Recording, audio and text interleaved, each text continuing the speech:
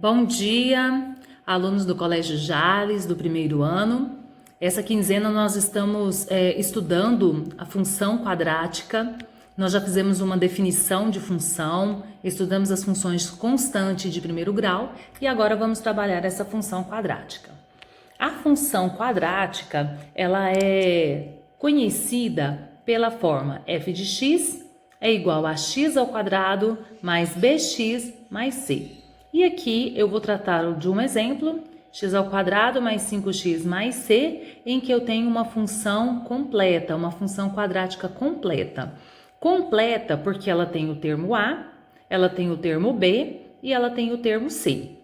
O termo a é aquele número que vem acompanhar o x ao quadrado, e x ao quadrado é que designa a minha função de segundo grau. Bx, b é o termo que acompanha x, e c é o termo que é independente, um termo independente de x. Então, eu tenho um exemplo de uma função quadrática aqui, f de x é igual a x ao quadrado mais 5x mais 6, em que o meu a, o número que acompanha x ao quadrado é 1, o que acompanha x é 5 e o que acompanha 6 é 6. Então, nós temos aqui uma função do segundo grau, ou chamada função quadrática completa. Ela tem os termos a, b e c. Desta função, eu quero agora descobrir as raízes ou zero da função. Nós sabemos que f de x significa que é uma função em relação a x, uma função que depende de x, ou seja, f de x é igual a y. Então, todas as vezes que eu tenho f de x, pode ler-se y. Então, as raízes ou zero da função que eu vou descobrir, basta igualar a minha função a zero, ou chamar a função de zero, ou chamar o y da função de zero. Fazendo isso, nós temos x ao quadrado mais 5x mais 6 igual a zero. Daí, para resolver, para encontrar as raízes ou zero da função, por que são raízes e zeros? Porque nós estamos tratando aqui de uma função quadrática. X elevado à segunda potência significa que eu vou ter dois valores como solução para essa função. No caso, agora tornou-se uma equação. A partir de quando eu igualei a zero, eu tenho uma equação do segundo grau. Como é que nós vamos resolver uma equação do segundo grau? Então, esse radical aqui, dessa b ao quadrado menos 4ac, o discriminante, representado por essa letra grega delta. Comumente chamado, vamos resolver o delta.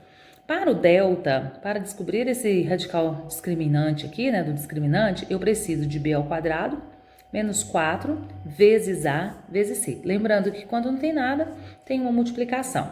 Vou voltar lá no enunciado. Olha só, o termo a é 1, o termo b é 5 e o termo c é 6. Prestem atenção que os sinais eu devo levar em consideração. Se não possui nenhum sinal, significa que todos eles são positivos, não é? Bom, voltando aqui, eu preciso de b ao quadrado. O meu b é 5. 5 ao quadrado menos 4 vezes a vezes c. 5 ao quadrado é 25, menos vezes mais, menos. 4 vezes 1, 4. 4 vezes 6, 24. 25 menos 24 igual a 1. Então, eu descobri que o meu delta é 1. Bom, agora eu vou passar para a próxima fórmula para descobrir os valores de x' e x'. Então, eu tenho menos b. Meu b é positivo, então não precisa colocar o sinal. Mais ou menos raiz quadrada de delta, que eu descobri aqui, que é 1. Dividido por 2 vezes a. 2 vezes a, meu a é 1. Daí nós temos menos vezes menos, mais ou menos, raiz de 1 é 1, e 2 vezes 1, 2. Dando continuidade, eu tenho duas partes, uma positiva e uma negativa, eu vou pegar a primeira parte positiva. Menos 5 mais 1, então eu coloquei aqui, menos 5 mais 1, dividido por 2. Menos 5 mais 1, menos 4. Menos 4 dividido por 2, olha só, mais dividido por menos, menos. 4 dividido por 2, 2. Então, meu x' vale menos 2. x duas linhas, eu vou pegar a parte negativa. Menos 5, menos 1, menos 5 menos 1 dividido por 2. Conservo o sinal e soma. Menos 6 dividido por 2, menos dividido por mais, menos. 6 dividido por 2, 3. Bom, minha solução, ou minhas raízes, ou o zero da função, menos 3 e menos 2. Coloquei aqui em ordem crescente. Depois disso, outro estudo que nós podemos fazer dessa função de segundo grau é o gráfico. O gráfico da função é chamado de parábola, que é uma curva voltada para cima ou voltada para baixo. Quem vai designar essa curva é o a, o número que acompanha x ao quadrado. Se ele for maior do que zero, ou seja, positivo, a concavidade da parábola é para cima. Se ele for negativo, ele vai ser com a concavidade voltada para baixo. Então, no nosso exercício, é x ao quadrado mais 5x mais 6, o meu a é 1. 1 é maior que zero. Isso implica que o gráfico tem concavidade voltada para cima.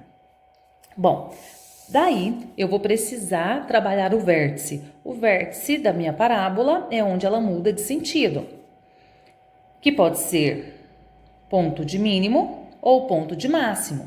No nosso exercício, a gente viu que a concavidade é para cima, então ela vai ter um ponto de mínimo. Para descobrir o vértice, eu tenho menos b sobre 2a, que é o valor do y vértice, porque um ponto no plano cartesiano ele tem dois valores, um de x e outro de y. O x é menos b sobre 2a e o y é menos delta sobre 4a. Fazendo as substituições, eu tenho x vértice menos b sobre 2 vezes a. Menos vezes mais menos, 2 vezes 1, 2. Menos 5 sobre 2 é o x do vértice. E o y do vértice é menos delta sobre 4 vezes a. Bom, fazendo as multiplicações, menos vezes 1, menos 1. 4 vezes 1, 4. Eu tenho que o meu vértice é... Deixa eu anotar aqui. O meu vértice é menos 5 sobre 2 e menos 1 quarto. Opa! Nós temos o valor do vértice dessa função. Agora, nós temos aqui a representação gráfica dessa mesma função. O primeiro passo é fazer uma tabela para separar os valores que eu tenho. Eu comecei nessa tabela colocando aqui o vértice que eu tenho, que é menos 5 sobre 2, menos 1 quarto. Para o gráfico ter o traçado que ele precisa, que é essa curva no nosso caso, ela tem que ter o vértice, um ponto menor do que o vértice e um ponto maior do que o vértice. Então, a dica é, começa do vértice, depois você vai colocar um valor para x menor do que o x do vértice e um valor maior. No nosso exercício, o valor menor é uma das raízes.